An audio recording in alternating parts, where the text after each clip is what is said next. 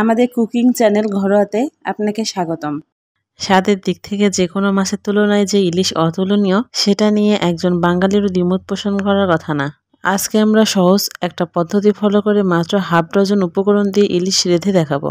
আমাদের আজকের ইলিশের রেসিপির জন্য যেসব উপকরণ ব্যবহার করব সেগুলো হলো ইলিশ মাছ 1 কেজি,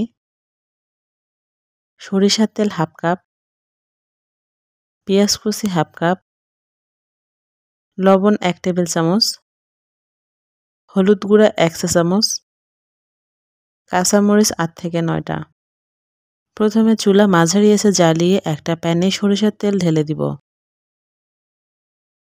এরপর এতে ঢালবো পেঁয়াজ কুচি। পেঁয়াজগুলো হালকা বাদামি হয়ে আসলে এতে আমরা ঢালবো লবণ, হলুদ গুঁড়া এবং কাঁচামরিচ। সামান্য নেড়েচেড়ে এতে আমরা 2 টেবিল চামচ পরিমাণ পানি ঢেলে দেব।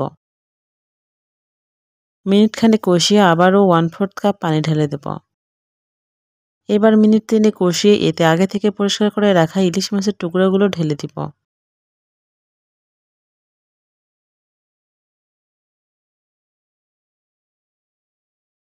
মাছের টুকরোগুলো এভাবে নেড়ে চেড়ে উল্টে পাল্টে দেব।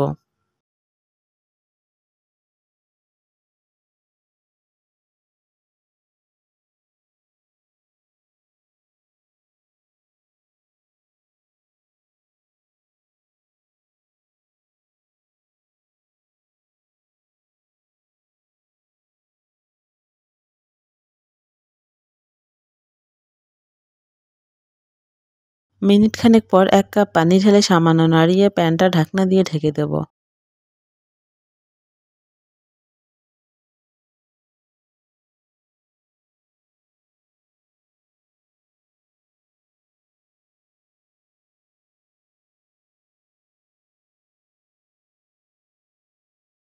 লো ফ্লেমে 20 মিনিটের মতো রাখলে মাছের ঝোল এরকম অনেকটা কমে আসবে।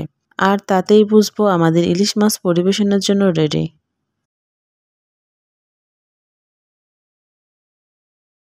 ভিডিওটি কেমন লাগলো কমেন্টে জানাবেন। ভালো লাগলে অবশ্যই লাইক ও শেয়ার করবেন। এরকম মজাদার খাবারের সহজ রেসিপি মিস না করতে চাইলে আমাদের চ্যানেলে সাবস্ক্রাইব করুন ও বেল আইকনে ক্লিক করুন। পরের ভিডিওতে আবার দেখা হবে।